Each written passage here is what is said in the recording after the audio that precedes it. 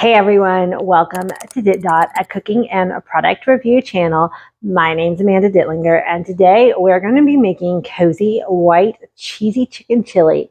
Did I say that right? Yes, I did. So I'm in like a cozy sweater. It's winter here in the Pacific Northwest. I'm just ready to hibernate. I want something that is easy to make for dinner tonight and that is comforting to the soul. And speaking of hibernation, I want to say thank you to the sponsor of today's video, Manta Sleep. So, Manta? I really have to say thank you to Manta Sleep for reaching out and asking if I wanted to try out their sleep mask. To say that I have gone through a few masks over the last couple of years to find a perfect sleep mask is no exaggeration.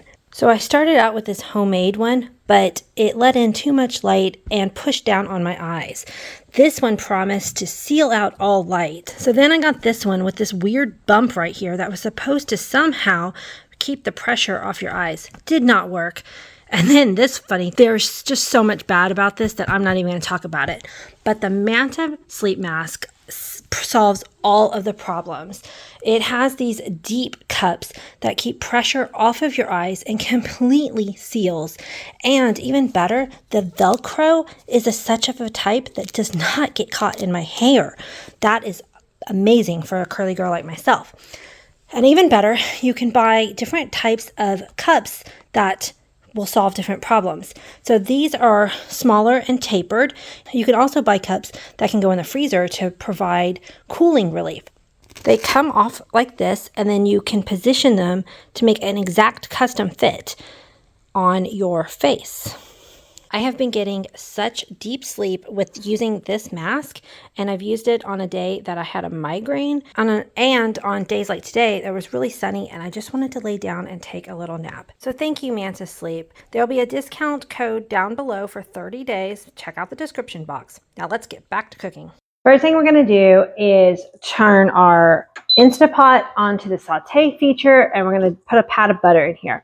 This is the baby 3-quart Instapot. You can definitely scale this up. Y'all know I don't cook with recipes. I cook methods. So just take these ingredients, scale them up for your big Instapot if you want to do that. So in goes the plop of butter, and then you could also use olive oil or whatever your favorite oil is. Again, no recipes because why? Let's just cook with what we have.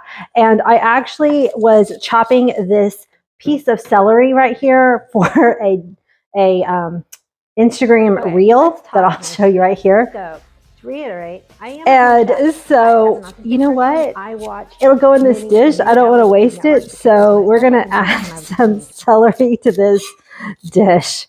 You know, I love celery. It adds crunch, it adds fiber, so why not? It's kind of a benign ingredient a lot of times, so let's just add it in. Okay, then we're going to take an onion. I don't care what kind of onion you use, guys. If you want a white onion, do a white onion. If you want a sweet one, a yellow one. I mean, if you want to put a red onion in here, put a red onion in here. I think red onion probably wouldn't be the best choice, but I'm also, hey, make it work. And if that's what you got in your pantry, then use it. I think this is a sweet onion, but you know what really this onion is? This is the cheapest onion that they had at the grocery store. That's what kind of onion this is. It was the one that was 89 cents a pound. And I just don't, you know, with inflation and all that, I'm not getting picky about which onion I put in my dish. I'm just peeling off this outer skin. Got my celery going. Okay, so I'm just gonna do a quick rehash on basics because I haven't done it in a while, and it kind of relates to that Instagram reel I just did. There's lots of ways to do it, but first, pay attention. Hold your knife right. All right, then I'm going to slice down. See, I've got my hand on both sides of the onion, holding it together. And then once you get sliced one way, I'm going to turn it and slice it the other way. Now you want a very sharp knife for this. At the end here, I'm just going to lay it down and kind of chop this way. So we'll repeat the process for this side. I can hear my butter, so I want to get this onion in there quick. Okay, in goes the onion. I like using wooden spoons. How about y'all? I think part of it is because of my autism, and I cannot stand the sound of the clinking metal on the metal. So I like to cook with wooden spoons, but I know a lot of cooks use wooden spoons when they're cooking. So I don't know if it's just the sound or if there's other benefits to using a wooden spoon. Never thought about it. I'm gonna grab some garlic. Speaking of being autistic, I've been a cook. I've been cooking since I was a teenager, and now I'm 43, so we're not going to even talk about the math about that. But one of my very early special interests was watching Food Network. And Food Network never wanted you to use jarred garlic. And the thing is that as a rule follower, someone who's like a lot of autistic people are very much rule followers. And so I like made a lot of the things that Food Network taught me when I was a teenager into rules in the kitchen. And it's like, you know what? No, just fed is best. And I have found that I cannot stand peeling garlic. So I've switched to using jarred garlic more times than not. Now, there are still some cases, like in a fresh bruschetta, that I would prefer a real clove of garlic. But most of the time, jarred garlic it is. Okay, what's next, guys? I'm gonna grab some more ingredients and I'll be right back. Okay, so our onions and our celery are starting to get soft. So that's what we're looking for. And so we can add our next ingredient. I had to pause to gather up my ingredients because, like I said, I don't cook with recipes. I just kind of make it up as I go. Every time I cook, I've probably made dishes like this many times before. Every time I do it, it's going to be slightly different because when you learn methods, then you can use the ingredients you have in your kitchen. You can be flexible when you're at the grocery store. If they're out of one item, then you can get another item, that kind of thing. So I don't know about y'all guys, but my chicken lately at the grocery store, I mean, they've been keeping a lot of gristle and skin. So I tried to trim that up ever since the pandemic. This is how chicken used to be when I was a younger cook, and you used to have to clean it up. And then I noticed that my chicken wasn't coming. Like, look at this. This is just an extra piece, but this piece that connects these two is gristle. Like it's not going to be fun to chew. So I just kind of take off this whole bit. There are people who will save these bits and serve them to their dogs. More power to you. But anyway, well, what I was saying is, oh, by the way, I'm also diagnosed ADHD. So that's where my tangents come from. Anyway, then I noticed that chickens were like starting to show up at the grocery store all like more cleaned up. And I was like, yes, because I really don't like doing all that stuff. But ever since the pandemic, I noticed that they've been getting less cleaned up. And I'm assuming that's like shortages on the factory lines and stuff. Okay, so all I'm doing is cutting it into 3 large chunks. I'm just using 1 chicken breast. This is going to feed a family of 4 tonight with maybe some leftovers. But I wanted to put it in a little bit smaller pieces so it'll cook faster. But I don't need to put it in teeny tiny pieces because we want it to be able to come out so we can shred it. I'm going to wash my hands. I've spent so many videos trying to make my content short for the attention spans of short. People have short attention spans, and I get it. I do too. But it's just not me. I like to talk. And so, you know what? If you're here with me, I love you. I appreciate it. I'm so glad you're here because I am so tired of trying to fit a mold that isn't me. And I love to cook. I love to teach. I love to talk to you. So that's what I'm doing. Okay. So I've got a can of mild chili peppers. Going to open that up. And if you like a lot of heat, guess what? Yep. Make them hot. Okay. Hot peppers. But, a lot of my content is also talking about people in my family who have food sensitivities, and my kids cannot tolerate spicy foods with their flavor of autism. I'm a sensory seeker. I love textures and crunch, and that is a texture. intense, bold flavors, but my kids really have to have very bland and mild flavors. So I'm learning to cook and be able to add things. So doing mild chilies, and then I can add heat on my dish. Okay, so this is just like enchilada sauce, and I have it in the fridge. It needs to get used up, so I'm just gonna add a couple glugs of that. And then, oh my gosh, so I pulled from my pantry. I've got cannellini beans. Too bad this isn't live. And pinto beans. Cannellini beans are usually used more in like Italian cooking, but they are whiter, and I kind of like want to stick with this like whitish theme that I've got going on. Pinto beans are more common in Tex-Mexy, Mexican types foods. So I'm gonna ponder, and we'll get back to that. Okay, now we're gonna add in a cup of water. By the way, this dish actually comes together so much faster, but you know, I'm going slow because I'm chatting with y'all guys. Okay, I'm going to show you what we've got. Also, as a one-woman cooking, camera, editing, everything show, you know, things just take a little bit longer. I am going to kind of just make sure this chicken breast gets down in there. Everything looks like that. And then we're going to put the lid on, and we're going to pressure cook this because it's only one chicken breast. I'm going to do it for about 12 minutes. I think that should be good. And then we will be back to release this and finish up this dish. And I can't wait to taste it.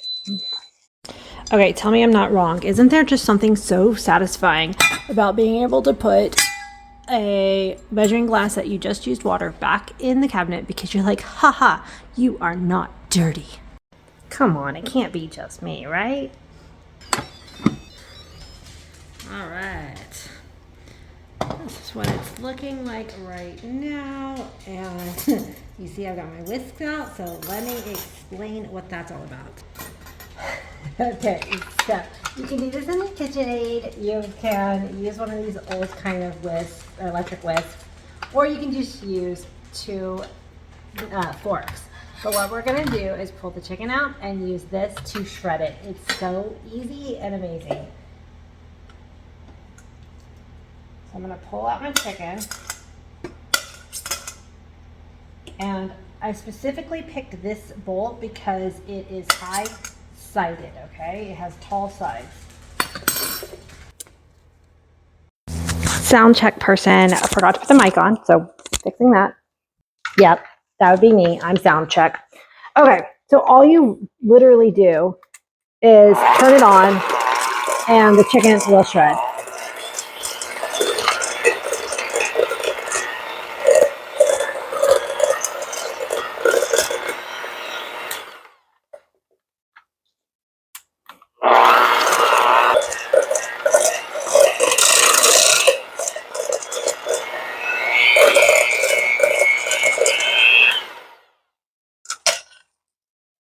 Isn't that amazing?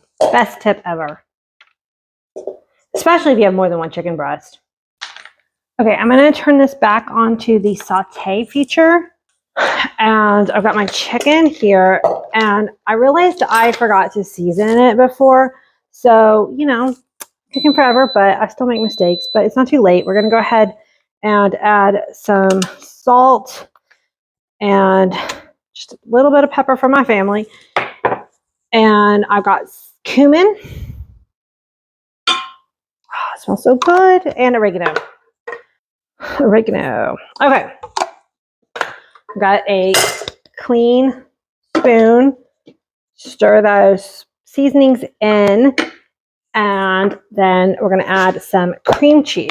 I'm going to add it in small dollops so that way it melts. And that's why I have it on the saute feature again. So it will kind of come up to heat and will melt this cream cheese into the sauce easier. We're almost done. Okay. Before it comes up to a boil though, I'm going to add some either masa flour or cornmeal, something like that. Not corn flour, which is also, that's what in England they call cornstarch. I'm not talking about cornstarch or corn flour. This is actually ground up corn. And you normally don't want to add a flour to a hot liquid because it'll clump. but I'm being lazy. And so I'm going to add it a little bit at a time, and I'm sprinkling it across, and then I'm going to stir. And I know that the chicken is going to hide any clumps that I have, but if you were going to be really fancy about it, you would add this to a cold liquid and then add that to your soup. So yes, I do know the correct method. I'm a home cook. I'm telling you, sometimes shortcuts are the better choice.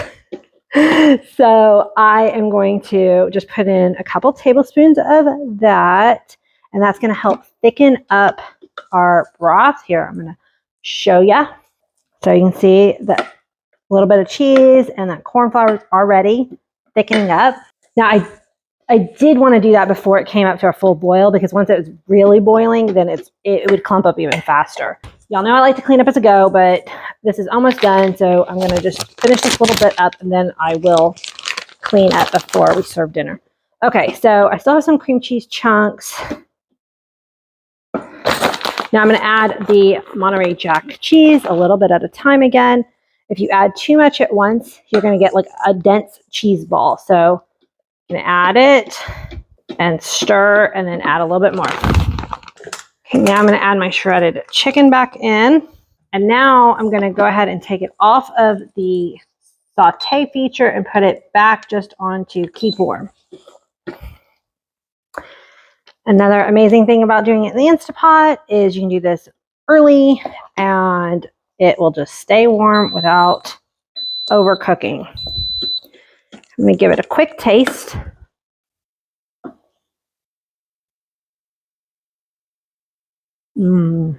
Okay. Almost done. Okay, so you can see I couldn't resist. I had to clean up before I continued on. So I talked earlier about food accommodation. So my husband is on a lower carb diet. I do have the corn flour in here, so if you can't have carbs at all, then you need to think of a different way to thicken. He can have some carbs, but he does not want to have the beans. So I'm going to dish up a little bit of dinner for him to set aside. And then I'm going to add the beans. Now, which beans did I choose, guys? Which ones? Which ones do you think I chose? I was really kind of attached to doing the all white, but I really think that the cannellini beans just wouldn't have the right flavor. So, yep, I went with pinto. Now, you can add all or half. I'm going to go ahead with all of them. If I was making this dinner and all I had was cannellini, or if all I had was even black beans, then heck yeah, I would just use those. Now, because those are canned beans, they just need to be warmed up. They're already cooked. So I'm just going to mix them in here. And you can leave them out too if you're not a bean person. There's some people who just can't stand the texture of beans. So don't put them in. Maybe chop up some bell pepper and put that in, or something else. Okay. Let's plate it up and give it a taste. All right, here is the finished chili, and I put some jalapeno peppers on top for a little spice for myself. Let's give this a taste.